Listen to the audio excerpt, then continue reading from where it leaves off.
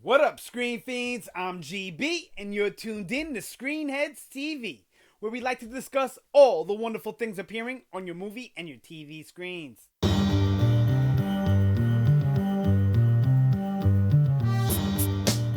In this episode, I'm going to give my predictions for the next episode of American Gods. That's going to be Season 1, Episode 5, titled Lemon Scented You. Now, I think this is going to be a good one. Alright, so I wasn't the biggest fan of Episode 3. If you watch my reviews, you know that. And Episode 4 was better than 3, but still not as good as 1 and 2, in my opinion. But it looks like this one might be back on track for that good stuff that we got in the first 2 episodes. Now, the synopsis... Oh, wait, before the synopsis, my predictions always go off of the synopsis and for the trailer for the next episode. So I don't do any spoilers if there's any out there. And I don't read the book for this series, so I don't really have any spoilers that come from that either. So anything I get is just from the synopsis, the trailer, and then, my own crazy head. Which, when I rely on my own crazy head, I'm usually wrong. All right, so the synopsis reads, Shadow's emotional reunion with his dead and unfaithful wife is interrupted when he and Mr. Wednesday are kidnapped by the new gods. Alright, so we'll probably get his reunion not probably. We will get his reunion with his wife right away. Now, will she be kidnapped also?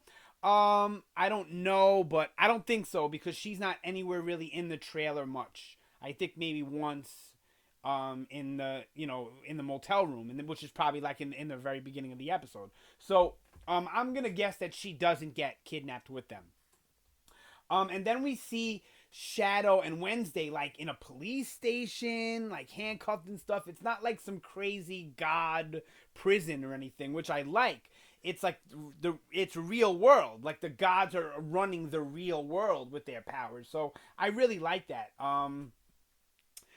So it looks like we're definitely gonna get to meet Mr. World. Now that's Crispin Glover. You might know him as George McFly. He's in the trailer, and I really don't know much about his character. I really should have looked into it before I made the video, but maybe I'll do another like follow-up video about who Mr. World is after this one. What his god is. We know a technological boy. We understand media. Now this is the next one we're really meeting. So, all right. So, Shadow to me has got to be special. I know they kind of hinted in the Head Full of Snow episode 3, the one I didn't really care for, that maybe he's not special. Like maybe it's just it just happened to snow, you know what I mean? And like that's Wednesday's point, is you can choose to believe it or not. Maybe it's true, maybe it isn't, but I really think he's special. I mean, I think that's what they've been alluding to, pretty much since the beginning, and why Mr. Wednesday chose him. Now, how is he special? I'm going to guess that he's the offspring of a god, an old god. That's my guess. My guess is that Shadow's dad, who he doesn't mention, he only mentions his mom, was one of the old gods. What old god? I'm not even going to try and speculate, at least not at this point. So that's what I think Shadow's role is in this, and I think maybe it was a very powerful god, or maybe because Shadow is like a demigod, he's extra powerful. I don't really know how they're going to play that.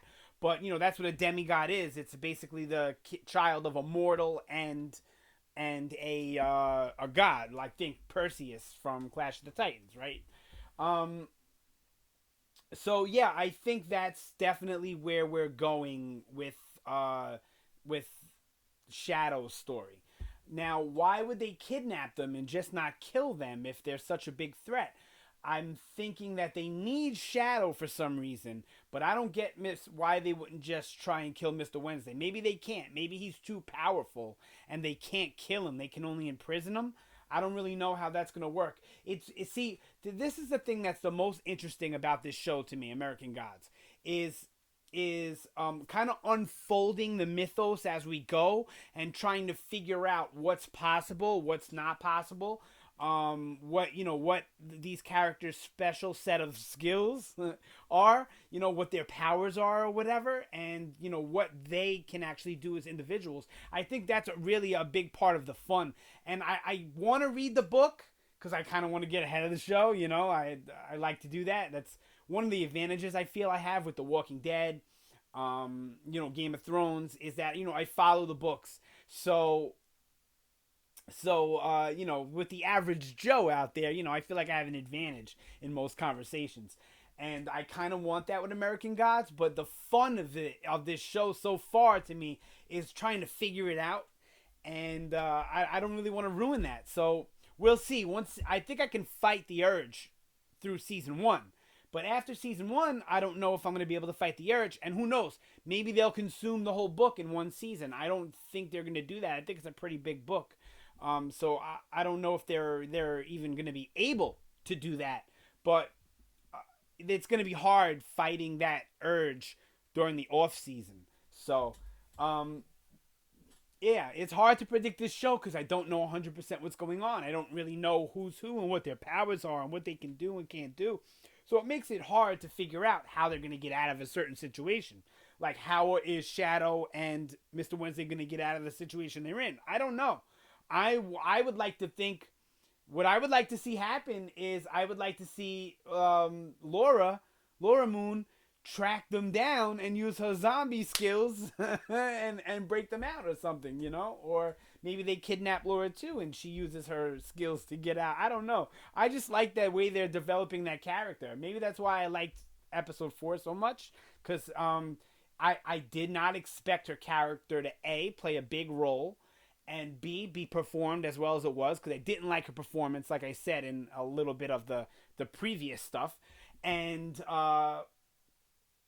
it was just unexpected, in my opinion, to have a whole episode about her. I definitely didn't expect them to go like zombies with her and all that, and kind of make her badass. So I like that, I don't like when female characters are badass and it feels forced. Like, oh, here's a female, we have to make her badass. I don't like that. I'm all for badass females in cinema and shows and all that, but I like it when it feels organic and natural, because let's just be honest. Yes, women can have badass attitudes and all that in the real world, but it's not often in everyday life. Don't beat me up for being sexist or anything. It's not often in everyday life you see badass females that can fight, or that just are like these crazy forces of nature, right? They exist and they're possible. And I think there should be more of them on TV and movie, right? Because they're out there, But I think it should feel organic. And it's easy to take a man and put him in that gruff, rugged role and make it organic. It's not as easy with a female. It's hard. And some things do it right. Other things do it really, really wrong. So I kind of liked what they did with Laura Moon in that episode, and I hope that they go further with that character. But I got high hopes for this show. Like I said, the last 2 episodes were like, nah, to me. 4 better than 3. But, it's the first season, and it's only early in. I think there's 10 episodes. So there might only be 8, but I'm pretty sure 10. So, we have a little ways to go. Even if it's 8, we still have, 4 episodes to go. You know what I mean? So, I really think that this show is intriguing.